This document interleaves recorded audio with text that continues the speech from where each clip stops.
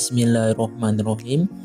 Pada video kali ini kita akan belajar tema 7 peristiwa dalam kehidupan, subtema 3 peristiwa mengisi kemerdekaan, muatan pelajaran IPS.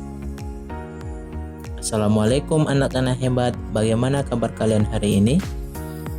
Bapak harap kalian semua baik-baik ya. Semangat pagi. Materi hari ini, yang pertama kegiatan pembangunan untuk mengisi kemerdekaan, yang kedua sejarah lahirnya Pancasila, dan yang terakhir upaya melestarikan kebudayaan bangsa Indonesia. Pertama, kegiatan pembangunan untuk mengisi kemerdekaan. Tujuan dan cita-cita Indonesia yang tercantum dalam Pancasila dan Undang-Undang Dasar 1945 yaitu mewujudkan keadilan dan kemakmuran yang merata bagi masyarakat Indonesia secara material maupun spiritual. Tujuan dan cita-cita tersebut menjadi dasar pembangunan nasional Indonesia setelah kemerdekaan. Apa itu pembangunan? Pembangunan dapat diartikan sebagai berikut. Yang pertama, suatu proses yang dilakukan oleh manusia untuk memperbaiki tingkat kehidupannya secara material maupun non-material atau spiritual. Yang kedua, usaha untuk menciptakan kemakmuran dan kesejahteraan rakyat yang hasilnya dapat dinikmati oleh seluruh rakyat secara adil dan merata. Rancangan pembangunan di tiap negara memiliki perbedaan. Hal ini terjadi karena adanya perbedaan kemampuan ekonomi negara dan kebutuhan masyarakat di negara tersebut. Berdasarkan tingkat ekonominya, Indonesia tergolong sebagai negara yang berkembang. Sebagai negara yang berkembang, Indonesia memerlukan pembangunan di bidang ekonomi, sosial, budaya, dan politik. Pembangunan yang dilakukan pemerintah contohnya adalah dengan membangun fasilitas umum seperti berikut. Coba Anda perhatikan gambar di samping. Gambar apakah itu? Ya betul, ini adalah gambar bendungan. Apa tujuan dari pembangunan bendungan? Pembangunan bendungan bertujuan untuk memenuhi kebutuhan air masyarakat, pembangkit listrik, pencegah banjir, dan tempat wisata. Jembatan. Pembangunan jembatan bertujuan sebagai sarana transportasi yang menghubungkan masyarakat dan mendorong pemerataan.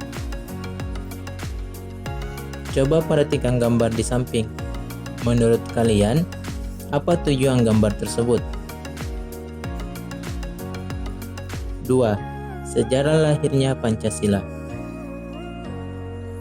Mulai terdesaknya posisi Jepang dalam Perang Asia Timur membuat parlemen Jepang mulai menjanjikan pemberian kemerdekaan kepada wilayah jajahannya di Hindia Timur, termasuk di Indonesia.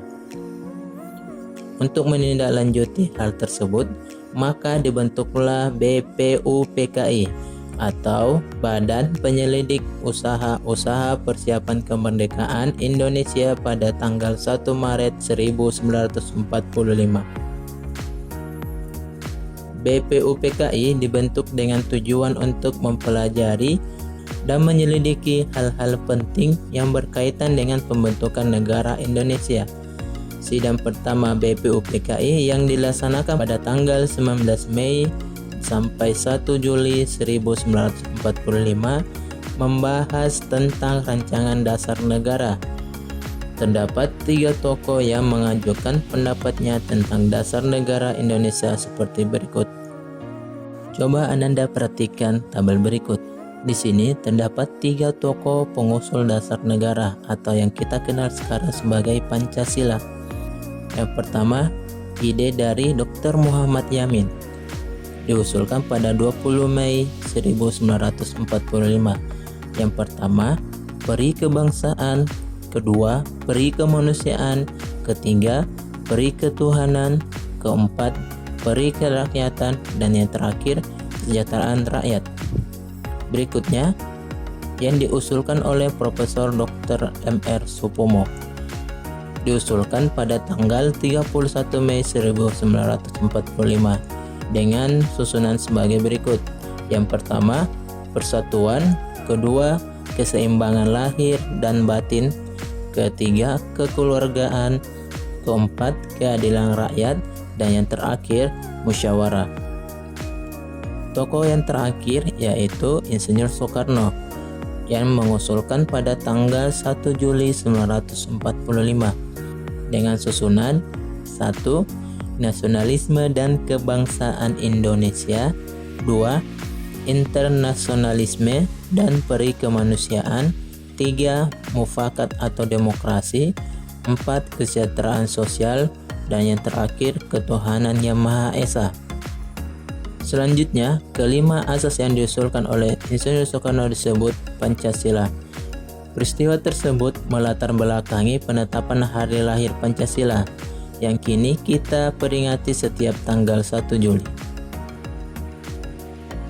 Sebelum memulai sidang kedua BPUPKI, dibentuklah kembali panitia yang dikenal sebagai Panitia 9 pada tanggal 22 Juli 1945.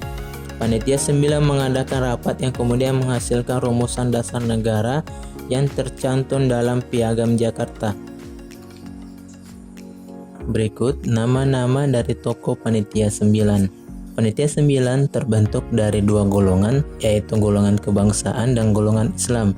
Golongan kebangsaan diwakili oleh 5 orang. Yang pertama, Insinyur Soekarno sebagai Ketua Panitia 9, Dr. Andes Muhammad Hatta sebagai Wakil Ketua Panitia 9, Mr.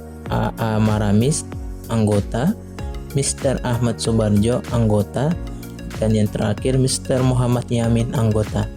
Adapun golongan Islam diwakili oleh yang pertama, Kiai A. Wahid Hasim sebagai anggota, Kahar Musakar sebagai anggota, Habib Kusno Joko Suyoso sebagai anggota, dan yang terakhir Haji Agus Salim sebagai anggota Panitia 9. Ananda bisa memperhatikan wajah dari tokoh Panitia 9 di samping.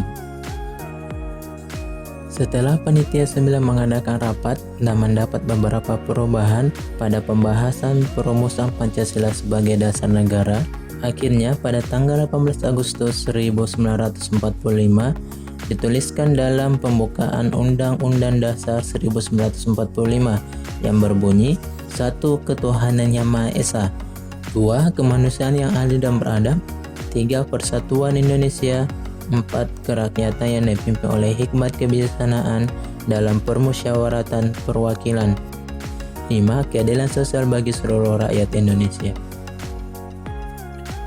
3. Upaya melestarikan kebudayaan bangsa Indonesia. Kamu telah mengetahui bahwa perlawanan bangsa Indonesia terhadap penjajah dilakukan dengan mempersatukan masyarakat yang berasal dari suku dan budaya yang berbeda-beda. Keberagaman dalam masyarakat Indonesia membentuk keberagaman budaya yang terus dipelihara sebagai kekayaan bangsa. Oleh sebab itu, kita harus tetap menjaga dan menghargai budaya tersebut. Selain itu, kita juga berkewajiban untuk mempertahankan budaya bangsa kepada generasi penerus. Perbedaan budaya sebaiknya tidak menjadi bahan perselisihan dan pertentangan. Kita harus menghormati budaya dari daerah lain. Hal tersebut bertujuan untuk menjaga kedaulatan negara dan ketentraman dalam kehidupan masyarakat.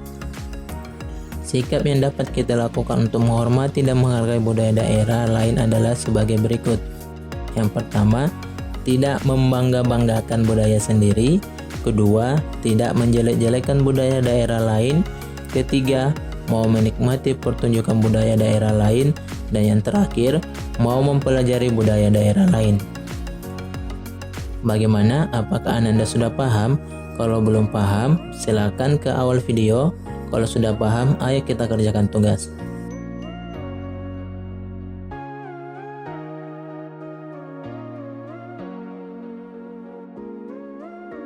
Demikian video kali ini, Bapak ucapkan banyak terima kasih.